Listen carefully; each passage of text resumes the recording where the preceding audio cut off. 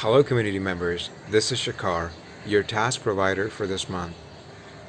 Last week we covered building vocabulary, how it helps us to be a better learner, sharper thinker, and an effective communicator. You guys shared a lot of useful ideas and insights. I really had fun watching and reviewing your tasks.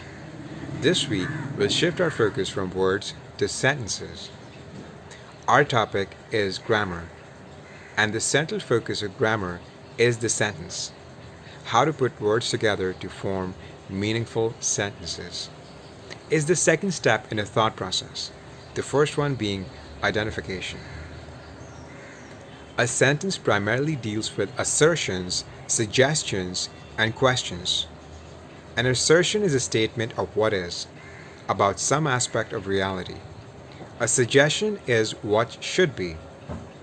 And questions are the what, why, and how of things.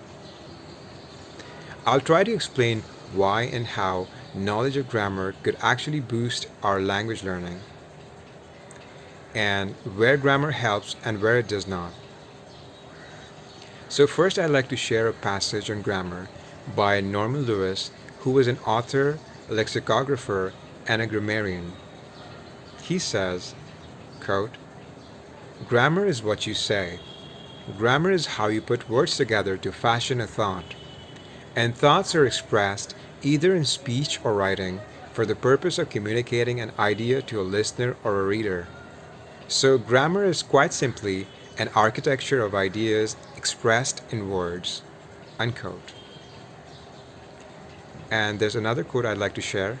It's by Leonard Peikoff, a philosopher and a cultural commentator. He says, quote, "Grammar is the means of making our sentence unmistakable." Unquote. Now, if you were to ask me, I would define grammar as a mental process that helps us create and comprehend sentences.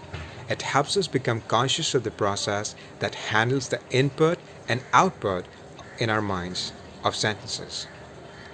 So, our knowledge of grammar tells us whether a sentence is valid or not.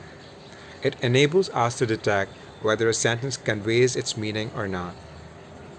So, as I mentioned before, the central focus of grammar is the sentence.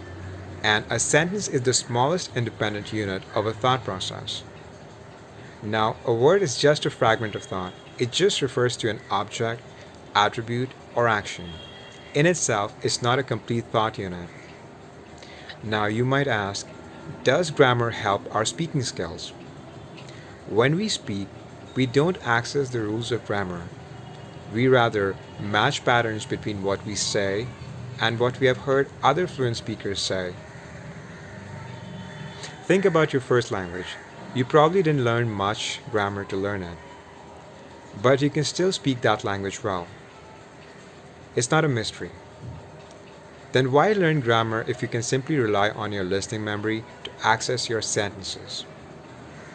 That's because grammar helps you understand how syntax and structure contributes to the meaning of a sentence. It helps you understand what makes a sentence good or bad, why some sentence formats make better sense than others. Grammar is more relevant in English than any other language. That's because English is not a distributive language, which means that changing the word order will also change the meaning of the sentence. Now, in English, we have the subject verb object order, and this SVO order cannot be changed. My first language has a different order. It has subject, object, verb. What makes a sentence meaningful is its subject predicate structure. Subject is what you speak of, and predicate is what you say, assert, declare, or predicate about the subject. A subject in essence is a noun, and predicate in essence is a verb. So after setting that context, I have 3 tasks that we're going to work on this week. First, what's your biggest pain point in learning grammar? If there's one thing you'd like to fix about your understanding of grammar, what would it be? Second, what's your favorite grammar resource? Now, it could be a book or a program that you had taken in the past that has helped you understand grammar. And third, express the same idea or thought in 3 different sentences. So what we're trying to do here is to come up with different ways to say the same thing. So the sentence changes, but the underlying thought, the underlying meaning remains the same. So you can play around with the vocabulary and the sentence structure, but the core thought should remain the same. So those are the 3 tasks we have for this challenge. What part of grammar is most difficult for you? What's your favorite grammar resource? And take an idea or thought and figure out at least 3 different ways to say it. In other words, pick a sentence and reframe it in your own words.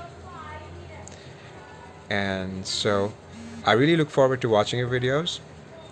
So take care and we'll talk soon.